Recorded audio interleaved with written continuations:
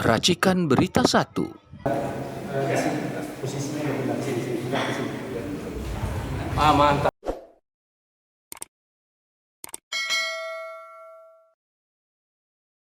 Terima kasih Bung Refli, Bapak penyelamat bangsa, karena beliau konsisten untuk mengumpulkan kita semua. Amin ya Allah, betul.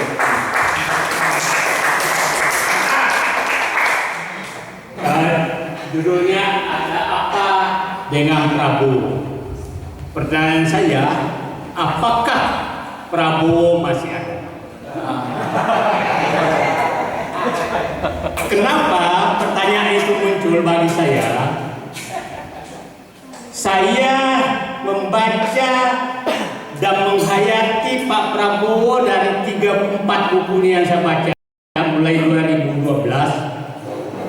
Ada 4 yang saya tangkap dari beliau. Satu, bahwa dia risau sekali terhadap bangsanya setelah terjadi 98 tadi, bahwa terjadi paradoks bangsanya kaya tapi rakyatnya miskin.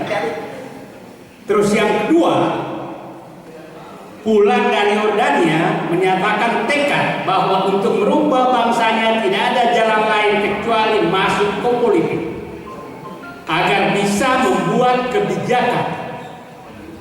Dan dia berjuang secara konsisten lebih 20 tahun, mulai dari Wapres, 2 kali calon presiden, baru menang menjadi presiden 2024.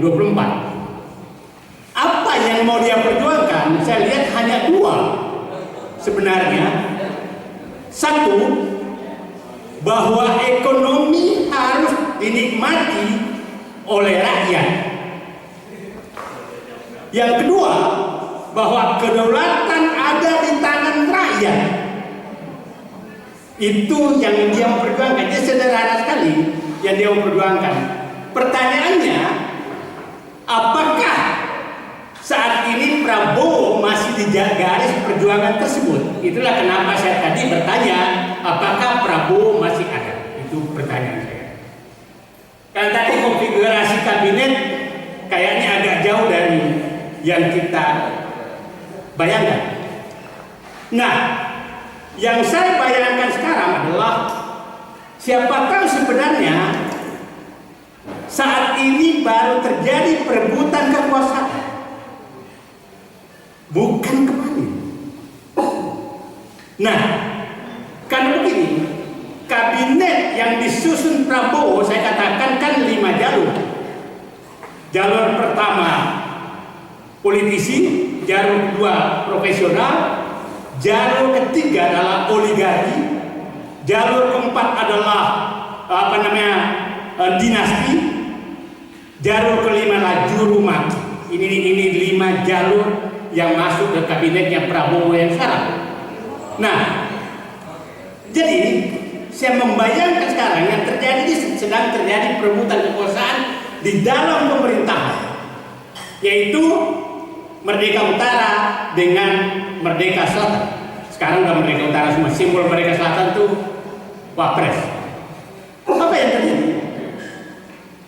Saya membaca bahwa komando 3 jalur itu adalah jalur oligarki, jalur dinasti, dan jalur juru mati. Itu komandonya ada di Merdeka Selatan. Profesional politik komandonya ada di Merdeka Utara, di tangan Prabowo. Nah, pertanyaan kita, kenapa Pak Prabowo kalah dari 3 jalur ini? Kalau Pak Prabowo tetap konsisten dengan dirinya, maka 3 jalur ini tidak ada. Nah, jadi saya menyatakan kita membantu Prabowo untuk menghadapi perebutan kekuasaan. Perebutan kekuasaan yang dikomandoi oleh oligarki dengan dinasti dan juru mati. Itulah yang dihadapi Prabowo sekarang. Pertanyaan kita, kenapa Pak Prabowo tidak berani melawan 3 ini? Oke? Seakan-akan tidak berani, tapi kita nggak tahu.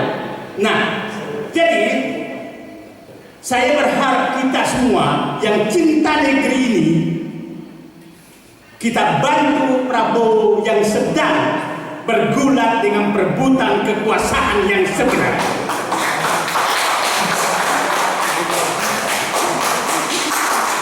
Jadi pemilu kemarin, pilpres kemarin, baru saya sadari ini sebenarnya adalah perebutan formalitas kekuasaan. Perebutan kekuasaan baru sedang terjadi sejak Perintah Solo 13 Oktober 2024. Itulah menurut saya titik awal perebutan kekuasaan nyata. Karena saya yakin di Solo itulah terjadi 3 jalur ini menekan Prabowo yang ingin melanjutkan bangsanya. Jadi saya katakan di negeri kita hari ini yang terjadi adalah berkumpul orang-orang yang ingin menyelamatkan bangsanya, ingin agar rakyatnya menikmati ekonomi, ingin agar kedaulatan di tangan rakyat, berhadapan dengan penikmat kekuasaan yang dilahirkan dan yang dipelihara oleh Jokowi selama 10 tahun. Dan mereka tidak mau kehilangan kekuasaan dan kenikmatan itu. Sehingga dipasanglah boneka fufu untuk kelangsungan kenikmatan mereka. Jadi mari tanamkan dalam diri kita semua bahwa sedang terjadi perebutan kekuasaan yang nyata antara para perampok-perampok negara dengan rakyat yang harus menikmati negara ini. Itu yang harus kita bayangkan. Dan kita harus bayangkan yang terjadi adalah komando daripada pihak-pihak penikmat oligarki ini, itu yang saya sering katakan di pantai utara Jakarta yang mengkomandoi Solo dan Merdeka Selatan. Jadi kita bersama berada di Merdeka Utara untuk menyelamatkan bangsa ini. Saya berharap Cilangkap, Trunojoyo, Senayan juga bersatu dengan Merdeka Utara. Kalau enggak, negara ini bisa bubar. Saya katakan hampir seluruh 10 tahun terakhir, hampir seluruh sumber daya ekonomi sedang dinikmati oleh mereka. Dan sangat wajar kalau mereka tidak mau kehilangan. Sangat wajar. Dan semakin merajalela mereka, tidak ada yang bisa haru. Nah sekarang kita titipkan Pak Prabowo. Pak Prabowo, kami berada di belakang Bapak untuk menyelamatkan bangsa ini agar ekonomi kembali kepada rakyat, agar kedaulatan kembali kepada rakyat, agar kita persatuan tetap terjaga, agar bangsa ini selamat dari rongrongan 3 jalur yang menghadapi Bapak, yaitu jalur oligarki, jalur dinasti Jokowi, dan jalur juru mati. Bayangkan Pak Hendrani tadi sekarang jadi menteri itu tidak perlu sekolah, tidak perlu partai politik banyak. Pokoknya kuat memaki-maki lawan bisa jadi menteri. Itu. Nah, jadi itulah posisi kita.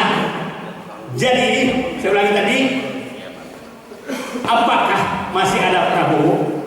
Prabowo harus ada dengan dirinya untuk menyelamatkan bangsanya, dan kami akan bersama menghadapi perongrong bangsa ini. Terima kasih. Assalamualaikum warahmatullahi wabarakatuh.